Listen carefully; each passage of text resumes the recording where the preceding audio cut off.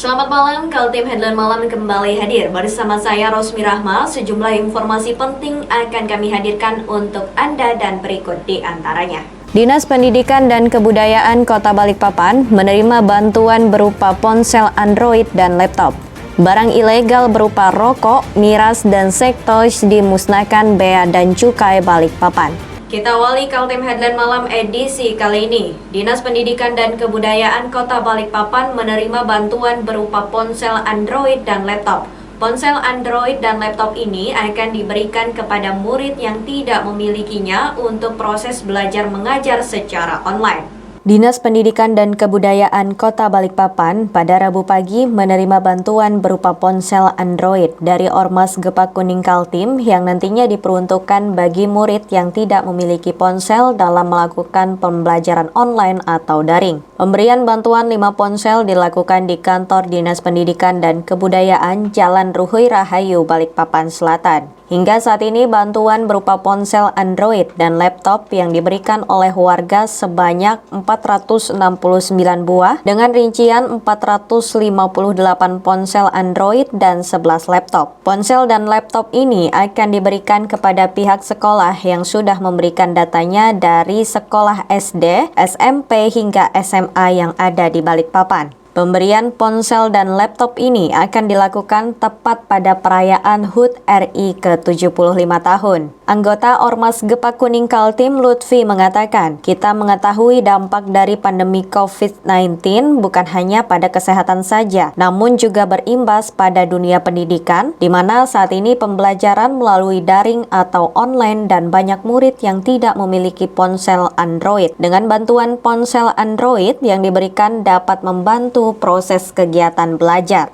Ya, pertama kita tahu dampak dari adanya pandemi COVID-19 ini tidak hanya pada persoalan kesehatan tetapi juga berdampak pada dunia pendidikan.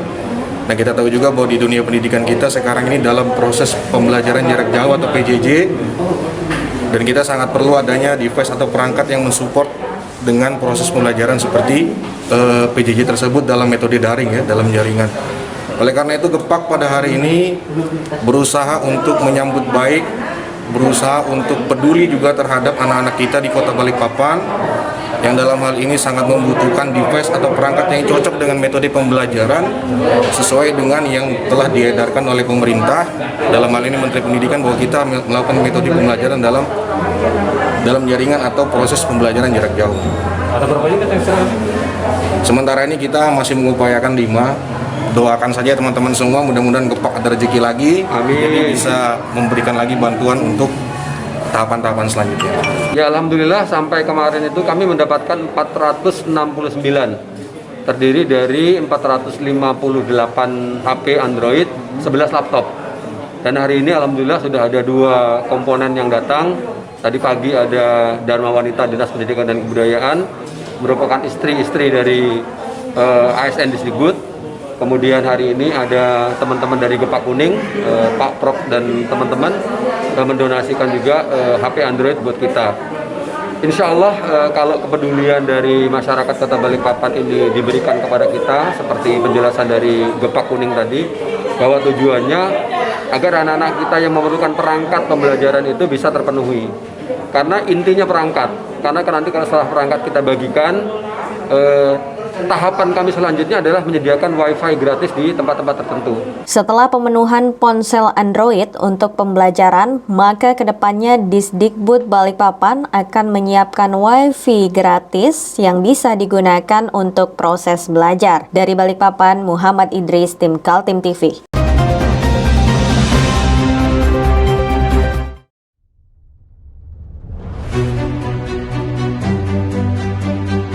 Ini kita ada kegiatan untuk membungkus sembako untuk dibagikan ke masyarakat yang membutuhkan karena COVID-19 ini. Semoga kita sukses semua. Harus kerjasama yang bagus. Pancasila! Pancasila! Pancasila!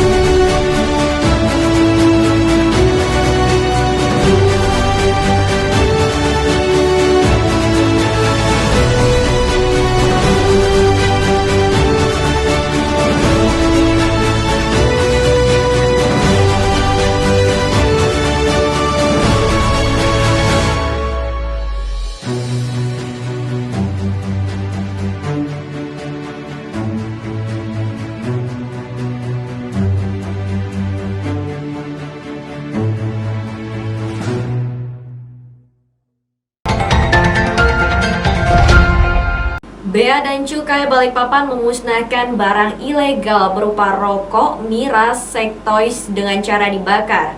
Barang ilegal ini merugikan negara sebesar 684 juta rupiah. Kepabeanan Bea dan Cukai atau KPPBC tipe Madya Pabean B Balikpapan pada Rabu siang memusnahkan barang ilegal hasil penindakan tahun 2020. Pemusnahan dilakukan di halaman kantor KPPBC Balikpapan, Jalan Jenderal Sudirman, Balikpapan Kota. Pemusnahan barang ilegal berupa rokok tanpa cukai sebanyak 539.419 batang rokok, minuman keras dan juga sektoy hasil penindakan yang dilakukan Bea dan Cukai Pabean B Balikpapan. Pemusnahan dilakukan dengan cara dibakar untuk rokok ilegal dan menuangkan minuman ilegal ke dalam drum plastik. Kepala Kantor Bea Cukai Balikpapan Firman Saneh Hanafiah mengatakan barang ilegal berupa rokok, miras, sektoy ini dimusnahkan yang merupakan hasil penindakan tahun 2020.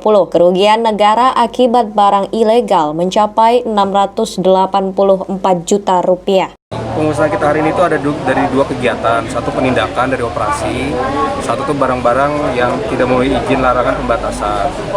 Dari penindakan ini itu ada dari kurang lebih 539.419 batang rokok ilegal, kemudian 8 botol hasil pengolahan tembakau lainnya APTL ya, jadi kalau tahu vape tahu kan ya. Nah itu APTL namanya, sekarang wajib cukai. Kemudian ada 96 botol MMPL ilegal, sedangkan dari hasil barang-barang hasil penindakan barang dari Lartas yang ada di pos maupun PJT itu ada kurang lebih sekitar 666 pieces mainan dewasa, kemudian 3.735 obat kuat, kemudian 36.821 jenis berbagai jenis barang lainnya yang termasuk dalam kategori larangan maupun pembatasan. Dalam pemusnahan yang dilakukan juga dihadiri oleh pemerintah Kota Balikpapan, Dinas Lingkungan Hidup, TNI, dan Polri. Dari Balikpapan, Muhammad Idris, Tim Kaltim TV.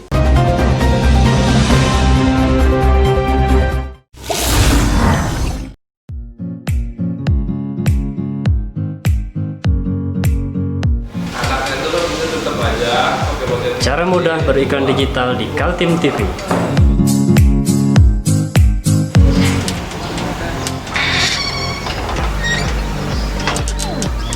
Yang pertama, jadilah sahabat Kaltim TV.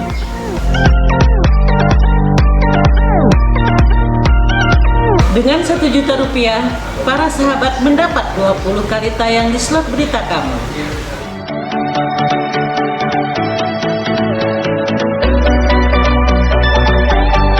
Dengan 20 detik dapat menjangkau 20.000 penonton. Anda beruntung karena mendapat kesempatan perdana dari kami.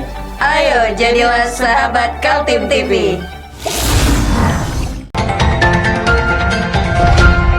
Seorang pria ditangkap oleh unit Tipiter Polresta Balikpapan lantaran diketahui menyebarkan video tak senonoh seorang wanita. Tersangka juga melakukan pemerasan terhadap korbannya. AL 39 tahun, warga Balikpapan Barat ini kembali digelandang petugas kepolisian unit Tipiter Polresta Balikpapan. Tersangka diciduk oleh unit Tipiter Polresta Balikpapan setelah diketahui melakukan tindakan melanggar Undang-Undang ITE dan pemerasan. Tersangka diketahui melakukan tindak pidana ITE dengan menyebar video mesum antara dirinya dan korbannya berinisial AF di aplikasi chatting. Tersangka dan korban awalnya merupakan pasangan selingkuh dan sempat merekam adegan panas mereka di salah satu hotel di Balikpapan pada awal Februari 2020 lalu. Tidak hanya merekam, ternyata tersangka merencanakan hal lain, yakni dengan mengancam dan memeras korban untuk memberi sejumlah uang. Jika tidak dikasih, maka tersangka akan menyebar video mesum dirinya dan korban. Meski uang yang diminta sudah diberi, namun tersangka tetap menyebar video mesum tersebut. Dari tangan tersangka, polisi menyita barang bukti berupa HP yang berisi video mesum berdurasi 19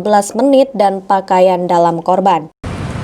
Setelah kami melakukan pemeriksaan terhadap pelaku. Pelaku mengakui bahwa yang bersangkutan telah merekam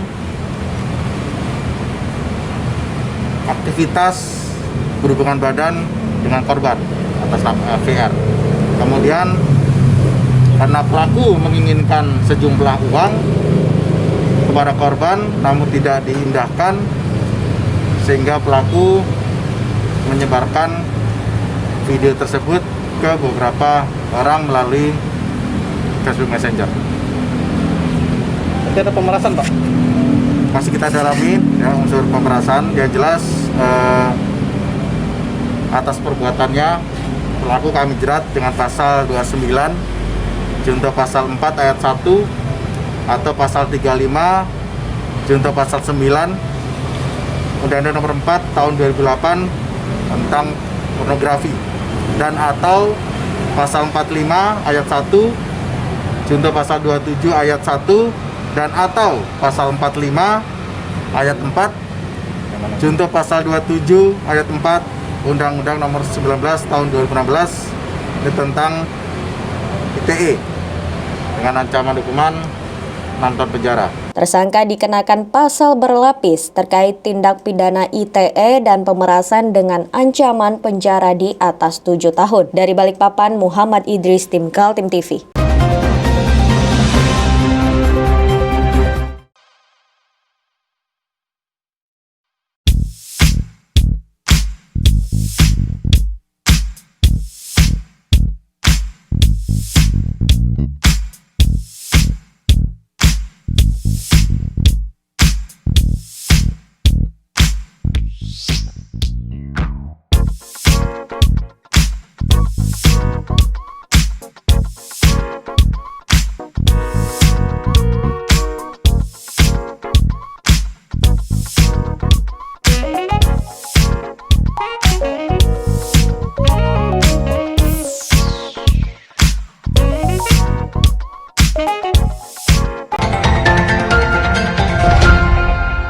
Nama calon komisioner Komisi Informasi Kalimantan Timur menunggu selangkah lagi untuk dikerucutkan menjadi 5 komisioner definitif. Komisi 1 DPRD Kaltim mengaku heran karena nama-nama yang telah melewati tahapan seleksi itu tidak juga diserahkan. Inilah 10 nama calon komisioner Komisi Informasi yang telah melewati tahapan oleh tim seleksi. Rilis nama-nama mereka sudah diumumkan sejak 10 Juli 2020 lalu. Namun dokumennya belum juga sampai di Komisi 1 DPRD Kaltim. 10 nama itu adalah Effendi Alamri, Erni Wahyuni, Fatoni Rojaki, Imran Duse, dan Indra Jakaria. Kemudian Meidi Perangin-Angin, M. Haidir, M. Yuhdi, Ramaon Desaragih, dan Rudi Taufana. Kalau saya lihat dari pengumuman itu sejak awal bulan Juli sampai sekarang belum dilimpahkan ke kita. Yang seyogianya secepatnya, karena itu sudah diumumkan, tidak mungkin juga sudah berubah dan publik sudah tahu, termasuk para calon komisioner, ya semestinya sudah segera dilemparkan limpahkan ke DPRD. Supaya kita juga persiapannya lebih matang. Karena dalam melaksanakan penyeleksian itu ada beberapa persiapan yang tentu kita siapkan, terutama materi-materi ujiannya ini kan harus kita konsepkan, kita rumuskan bersama. DPRD Kaltim adalah pintu akhir yang menyiapkan fit and proper test. Dari 10 calon akan mengerucut menjadi 5 terbaik untuk ditetapkan menjadi komisioner definitif periode 2020 hingga 2024. Semestinya masa bakti daripada komisioner ini berakhir Mei kemarin. Nah, untuk mengatasi mengisi kekosongan jabatan yang ada, maka kemarin diperpanjang oleh pemerintah provinsi sampai Agustus. Nah, semestinya Agustus ini sudah tuntas itu. Betul. Nah, ini kan masih ditahan-tahan di sana, semestinya segera dilimpahkan. Memang sih ya tidak mesti serta-merta diserahkan, tapi apalagi yang menjadi pertimbangan. Tim Kaltim TV, Hardin melaporkan.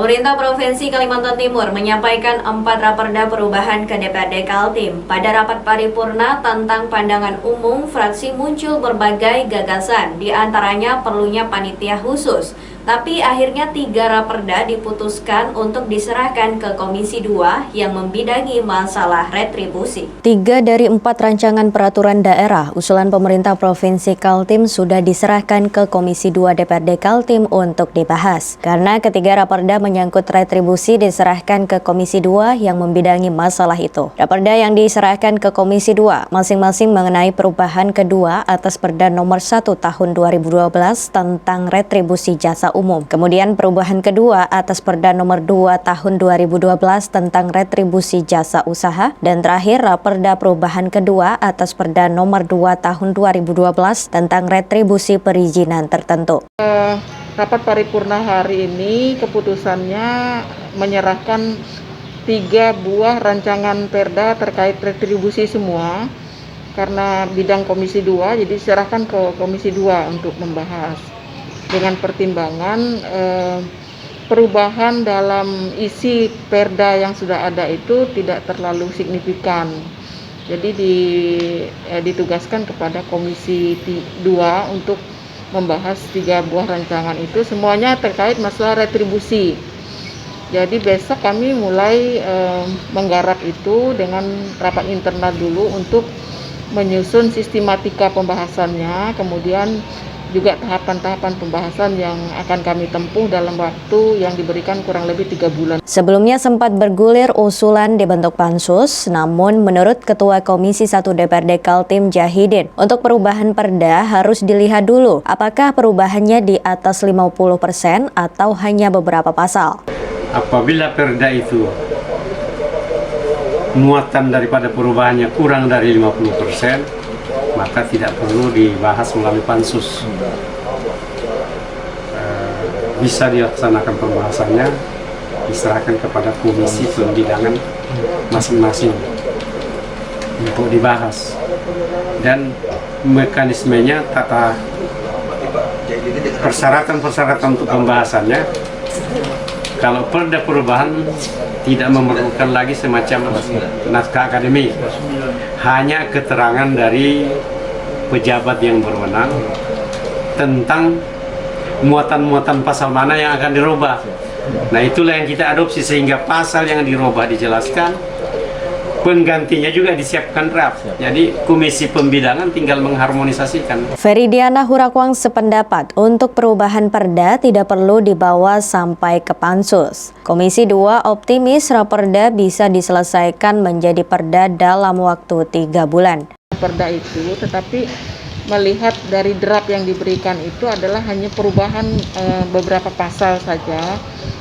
Kami optimis bisa menyelesaikan dalam waktu 3 bulan. Perubahan perda ini kan untuk peningkatan PAD, untuk pemungutan retribusi terhadap objek-objek retribusi yang sebelumnya itu belum tercover di dalam perda yang lama. Jadi nanti kami belum melihat lagi beberapa objek retribusi yang baru, itu kemungkinan-kemungkinan yang bisa dimasukkan di situ. Tim Kaltim TV, Heriman dan Hardin melaporkan.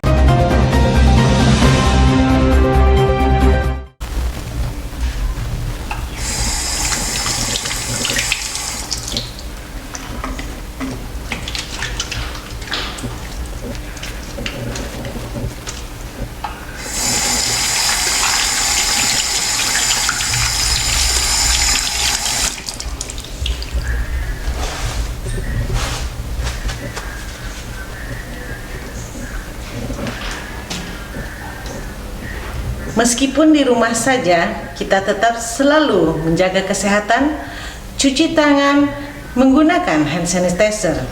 Ingat, mulailah dari diri sendiri. Berita duka muncul lagi, seorang pengusaha kedai kopi di Kota Samarinda meninggal dunia.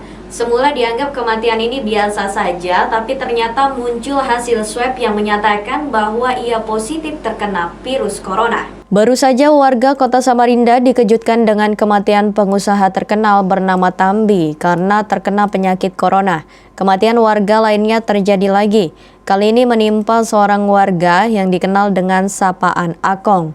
Pria berusia 78 tahun itu meninggal dunia pada 8 Agustus lalu dengan penguburan biasa. Tapi belakangan muncul hasil tes kalau yang bersangkutan positif terinfeksi virus corona.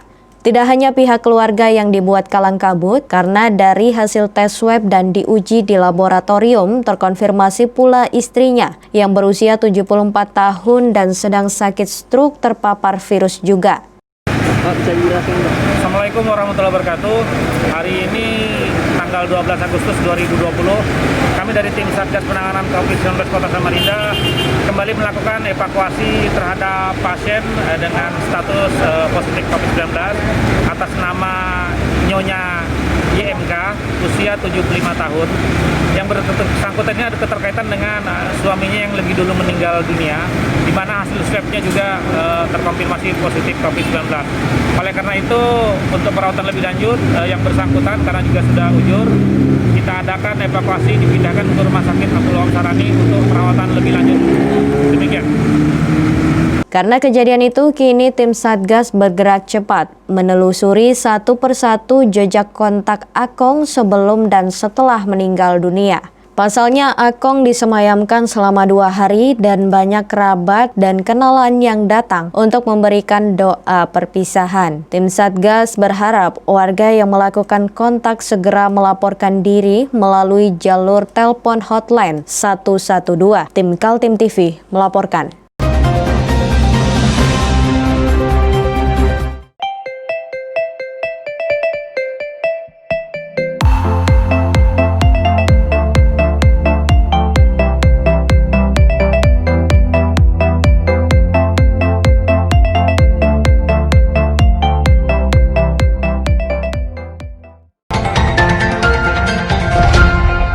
Seorang pengedar narkoba dibekuk Polresta Balikpapan lantaran kedapatan membawa sabu sebanyak 20 gram yang disembunyikannya di dalam kotak rokok. OM, tersangka narkoba, kembali digiring petugas Reskoba Polresta Balikpapan pada Selasa 11 Agustus 2020 siang ke ruangan Reskoba Polresta Balikpapan. Tersangka dengan inisial OM ini dibekuk oleh petugas narkoba Polresta Balikpapan di kawasan Jalan MT Haryono, Gang Binjai. Tersangka bisa dibekuk petugas kepolisian berkat laporan dari masyarakat di Gang Binjai kerap terjadi transaksi narkoba. Saat dilakukan pemeriksaan terhadap tersangka, polisi mendapatkan 1 bungkus rokok hitam yang isinya terdapat 2 paket sabu dengan berat 20,28 gram. Narkoba jenis sabu diperoleh tersangka dari rekannya yang kini masih dalam pencarian kepolisian. Yang mana seorang itu diamankan di Jalan MT Haryono, Gang Binjai. Karena menurut informasi masyarakat didapat bahwa di gang tersebut sering terjadi transaksi narkotika jenis sabu. Nah, pada saat tanggal 8 Agustus tahun 2020 jam 19.30 kita amankan seseorang dengan inisial OM, yang mana pada saat diamankan di tangan kanan tersangka menggenggam sebuah rokok dengan bungkusnya, dan ternyata di dalam bungkus rokok tadi di dalamnya ditemukan barang bukti berupa sabu sebanyak 2 paket, dan dia mengakui bahwa itu adalah merupakan miliknya, dan mengakui juga bahwa sudah selama ini melaksanakan transaksi sebanyak 2 kali. Dari siapa? Mau rencana dijual lagi atau gimana? Kalau sabunya saya tidak kenal. Yang pemiliknya saya tidak pernah ketemu. Tapi rencana mau dijual? Kalau rencana saya kan cuma pengambilnya aja, yang kalau yang mau menjual ada sendiri pihaknya. Sudah berapa kali, Mas? 2 kali. Di lokasi yang sama? Iya. Mas kerjanya apa, Mas? Kalau boleh tahu. Saya kerjanya di TPA Manggar. TPA Manggar. Bagian apa, Mas? Semacam marketing. Karena saya satu-satunya aja di Balikpapan. Oh gitu. Iya, karyawan. ASN atau apa? Semacam kayak penyewaan kontainer. Tersangka diganjar pasal peredaran narkoba dengan ancaman penjara hingga maksimal 20 tahun penjara. Dari Balikpapan, Muhammad Idris, Tim Kaltim TV.